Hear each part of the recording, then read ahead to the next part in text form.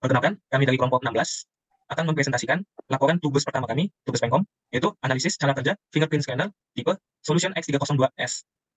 Kami akan Muhammad Ada Ridwan dengan NIM 196231114. Saya Mbak Isandra dengan NIM 196232289. Saya Syahrizal Falhaq dengan NIM 1652311. Dan saya Gabriel Kailo dengan NIM 1652324. Bagian pertama yaitu dekomposisi sistem fingerprint. Dari hasil analisis dan survei kami terhadap sistem fingerprint, di sini sudah dokumentasinya, kami mendekomposisi sistem tersebut menjadi beberapa bagian. Yang pertama yaitu sistem keluar masuk berupa fingerprint scanner dan switch. Pada bagian ini intinya adalah berfungsi untuk memvalidasi input baik berupa ID ataupun fingerprint. Jika sehingga input tersebut sesuai dengan database, maka pintu akan terbuka. Dari sistem pertama ini terdiri dari beberapa komponen. Yang pertama yaitu komponen fingerprint scanner yang terletak di bagian luar. Jadi ketika penghuni saham ini masuk, yang pertama mereka adalah fingerprint scanner. Alat ini akan menerima input berupa sidik jari atau ID password. Yang kedua adalah tombol switch, terletak di bagian dalam sama yang digunakan penghuni saham untuk keluar. Sistem kerjanya sederhana, hanya tinggal dipencet sekali untuk membukanya. Dekomposisi yang kedua yaitu terkait sistem penguncian pada pintu. Cara kerja penguncian ini pada dasarnya menggunakan magnet. Jadi setelah fingerprint ataupun switch memvalidasi input, maka akan mengirim sinyal kepada magnet sehingga pintu akan terbuka. Begitu pun sebaliknya. Yang bagian berikutnya, bagian ketiga tentang database, fungsi utamanya yaitu menyimpan informasi baik berupa sidik jari maupun ID password. Bagian ini nanti pada awal penghuni masuk akan diinput dulu data sehingga data tersebut tersimpan di database. Kemudian pada penggunaannya sehari-hari, input tersebut akan disesuaikan dengan data yang terdapat di database. Sekian untuk dekomposisi. Baik, kita akan masuk ke bagian simulasi sistem program kami.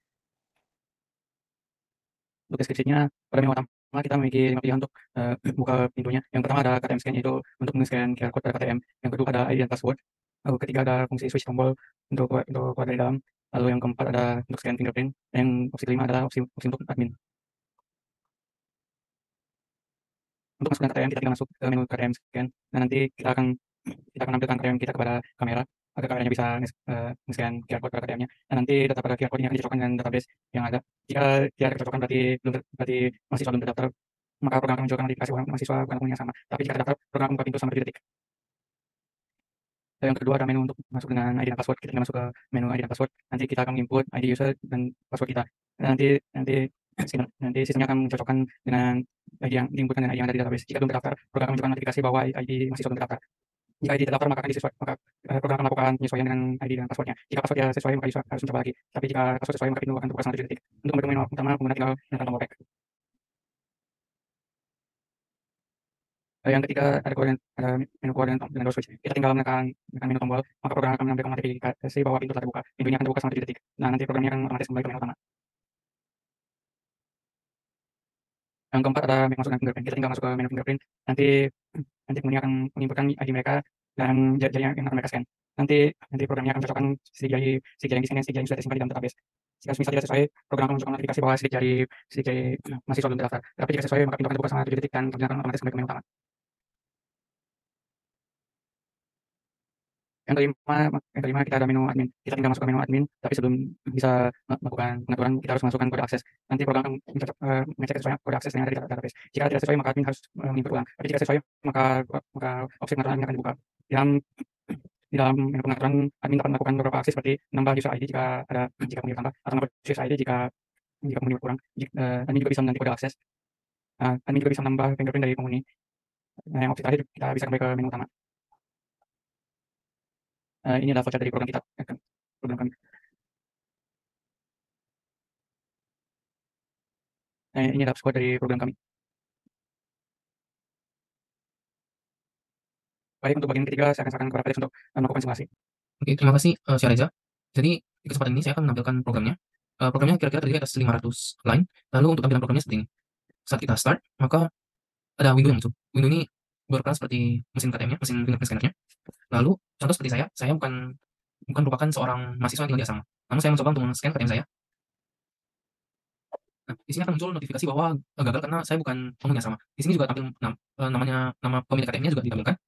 Ini kita dapat dari database mahasiswa ITB. Untuk sekarang ini kami masih menggunakan database kelas Pemkom. Nanti kalau misal mau untuk di-develop lagi, dikembangkan untuk aslinya, kita bisa menggunakan database seluruh mahasiswa ITB. Oke, lalu selanjutnya dalam menu admin, contoh saya ingin menambahkan diri saya sebagai mahasiswa, sebagai penghuni asrama. Saya ke admin, lalu masukkan akses code-nya sekarang masih admin, lalu kita coba login. Nah, di sini ada menu pilihan tambah user, kita klik, lalu kita perlu men-scan KTM kita.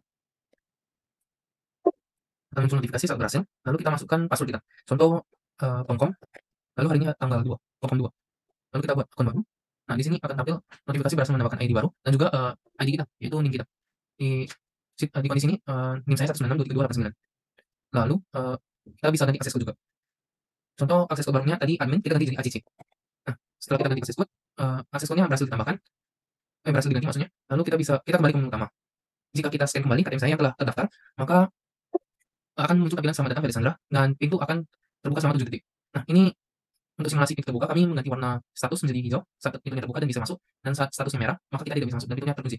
Lalu, contoh semisal mati lampu, kita tidak perlu khawatir atau mesinnya juga di-start secara tidak sengaja atau secara unexpected atau tidak terprediksi gitu, tidak perlu khawatir. Soalnya semua data itu tersimpan di database.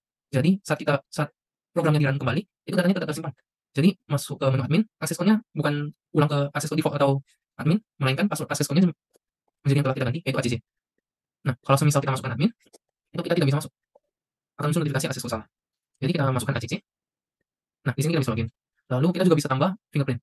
Contoh, ID saya 196.23.289. Lalu passwordnya tadi saya set menjadi Pomkom dan 2.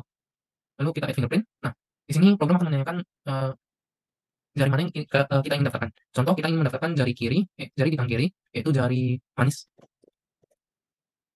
Nah, akan muncul notifikasi bahwa jari manis kiri Anda telah didaftarkan. Selain jari kiri manis, contoh saya ingin mendaftarkan jari ibu, namun yang bagian kanan. Kita masukkan password lagi. Jari kanan. Kita scan jari jempol atau jari ibu. Nah, akan muncul notifikasi bahwa jari jempol kanan Anda telah berhasil didaftarkan. Oke, lalu kita kembali ke menu. Contoh kita ingin masuk menggunakan fingerprint. Kita masukkan ID kita 196.23.289. Ini ID saya. Lalu tadi saya sudah daftarkan jari kiri manis. Kita scan fingerprint, lalu akan muncul notifikasi bahwa berhasil dan silakan masuk. Status akan berubah menjadi hijau selama 7 detik. Lalu contoh kita ingin menggunakan jari yang belum didaftarkan. Meskipun saya penghuni asrama, namun apabila jari telunjuk misalnya, jari telunjuk kanan, saya belum didaftarkan, saya tetap tidak bisa masuk karena akan muncul notifikasi jari telunjuk kanan belum didaftarkan. Maka kita perlu mendaftarkan jari telunjuk kanan kita terlebih dahulu. Lalu kita bisa juga masuk dengan ID dan password. Passwordnya tadi Pomkom dan tanggal hari ini 2. Nah, ini akan muncul notifikasi selamat datang Felisandra dan juga statusnya berubah menjadi hijau. Hal ini semisal kita ingin keluar dari asrama ke kampus misalnya, kita tinggal tekan tombol, lalu akan kita dipersilakan untuk keluar. Menu tombol ini digunakan saat kita ada di dalam asrama, ingin keluar dari asrama. Jadi hanya bisa diakses dari dalam asrama. Oke, selanjutnya saya juga ingin menampilkan bahwa cara menghapus account. Kita login dulu, lalu kita hapus user.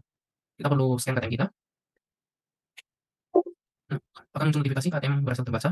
Lalu apabila kita tidak memasukkan password, akan muncul notifikasi password tidak boleh kosong. Kita perlu memasukkan password kita terlebih dahulu, seperti Pomkom 2. Lalu klik hapus ini. Nah, akan muncul notifikasi bahwa saya sudah dihapus, data saya telah dihapus, dan saya bukan penghuni asrama lagi. Jadi saat saya mencoba untuk meng-scan KTM saya, nah itu tidak bisa karena data saya sudah dihapus. Karena ini semua ada di-update di database, jadi meskipun program berhenti berjalan secara tidak sengaja, maka tetap tersimpan. Akan tidak berhasil tetap kalau saya meng-scan KTM saya. Nah, akan muncul notifikasi seperti ini. Jadi sekian presentasi mengenai cara kerja dari program. Saya akan melanjutkan ke rekan saya, yaitu Adalah, untuk menjelaskan subbab keempat, yaitu kesimpulan. Terima kasih Felix atas demonya. Oke, izinkan saya di-share screen dulu ya. Kita kembali ke oke.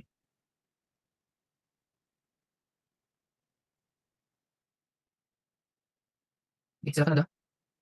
Oke, boleh ke next slide.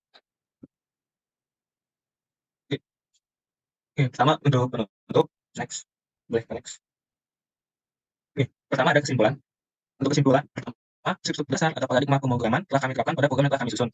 Kemudian, untuk penerapan dekomposisi, kami terapkan berupa blok program yang dijalankan sesuai inputan pengguna, pengecekan sesuai inputan dengan database, dan penggantian akses code dan lainnya. Kemudian untuk penerapan perulangan di dalam program, berupa perulangan untuk menjaga agar program ini tetap berjalan selama tidak dihentikan. Berarti berupa looping yang selalu bernilai true sampai diberikan inputan untuk menghentikan loop. Kemudian untuk array matrix atau pemrosesannya, tidak kami terapkan secara langsung, tapi kami menggunakan list berupa array yang bersifat dinamis, jadi ukurannya dapat berubah-ubah. Kemudian untuk penerapan subprogram, berupa pembagian beberapa blok program yang dipanggil, seperti subprogram untuk main page, untuk login, untuk kamera, dan lain-lainnya. Kemudian ada pula, next slide.